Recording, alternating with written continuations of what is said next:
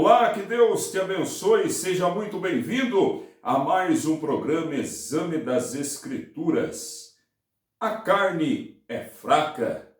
Muitas pessoas, após pecarem, justificam seus erros dizendo que a carne é fraca, que o desejo de pecar foi maior do que a possibilidade de suportar a tentação.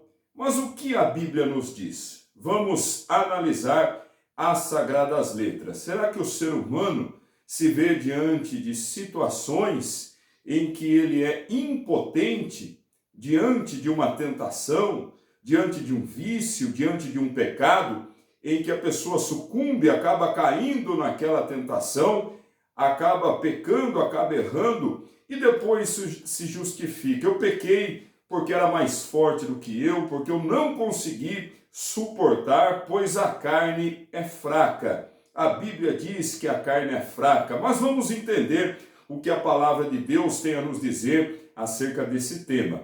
Mateus capítulo 26, versículo 41. Vigiai e orai, para que não entreis em tentação. Na verdade, o espírito está pronto, mas a carne é fraca. Veja, a carne é fraca é apenas uma parte do versículo. Aqui o Senhor estava orientando para que seus seguidores vigiem e orem. Você deve vigiar e orar para não entrar em tentação. O espírito está pronto, mas a carne é fraca. Ou seja, existe uma luta entre a carne e o espírito. Se você alimenta mais a sua carne, ela prevalecerá. Se você der lugar aos desejos da carne, então você vai pecar. Se você alimentar o seu espírito, o espírito estará pronto e você vencerá a carne. Vence aquele o qual nós alimentamos mais. Se alimentarmos o espírito, ele será vencedor. Se alimentarmos a carne será vencedora. Quando uma pessoa diz a carne é fraca, tentando justificar seus erros, essa é uma premissa infundada. A pessoa está tentando se justificar com base bíblica, mas a Bíblia não está ensinando que a pessoa peca porque ela é impotente diante do pecado, diante da tentação. Pelo contrário, como nós veremos nos versículos a seguir. Confira agora Efésios no capítulo 5 e versículo 18. E não vos embriagueis com vinho, em que há contenda, mas enchei-vos do Espírito.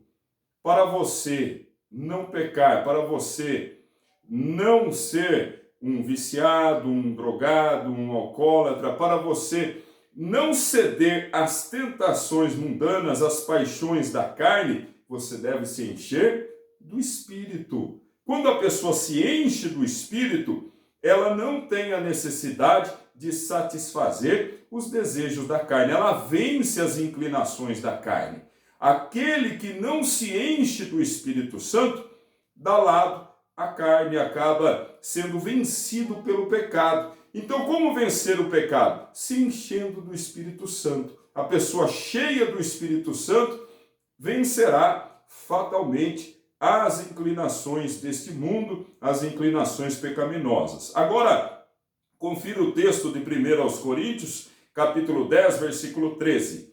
Não veio sobre vós tentação senão humana. Toda tentação é humana, veja só. Mas fiel é Deus, que vos não deixará tentar acima do que podeis. Ninguém é tentado acima de sua capacidade de suportar. Deus não fez o ser humano menor do que o pecado, menor do que a possibilidade de vencer as tentações. Deus nos fez maiores do que a possibilidade, maiores do que o pecado, maiores do que a tentação.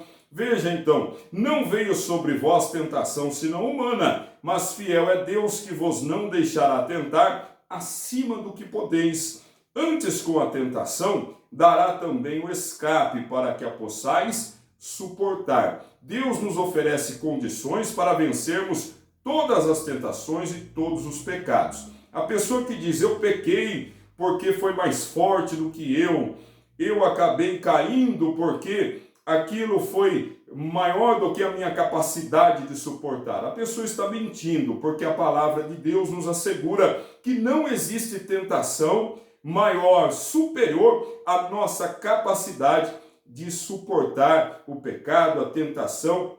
Deus nos fez com condições para vencer todas as tentações que aparecem à nossa frente. Inclusive o Senhor Jesus, quando jejuou, foi tentado. Durante 40 dias, a Bíblia nos diz que ele foi tentado pelo diabo e ele venceu todas as tentações, e a Bíblia nos diz que é possível que vençamos também. Agora, Gênesis capítulo 4, versículo 7. Se bem fizeres, não haverá aceitação para ti, e se não fizeres bem, o pecado jaz à porta, e para ti será o seu desejo, e sobre ele dominarás. Aqui Deus falando com Caim, Caim que matou o seu irmão Abel. Antes de Caim ter cometido o crime, o assassinato contra seu próprio irmão, Deus falou com ele, Deus o advertiu, dizendo que o pecado estava à porta, o pecado estava batendo à porta, mas cabia a Caim dominar o desejo, dominar o pecado. E para ti o seu desejo, e sobre ele dominarás. Ou seja, Caim tinha condições de se controlar, de controlar a sua fúria, a sua raiva e de evitar ter cometido aquele grave crime contra seu próprio irmão Abel. Cabia a Caim dominar o seu desejo, como cabe a mim e a você dominar o nosso desejo. Cabe a nós dominar as nossas paixões, cabe a nós dominar as tentações e o pecado.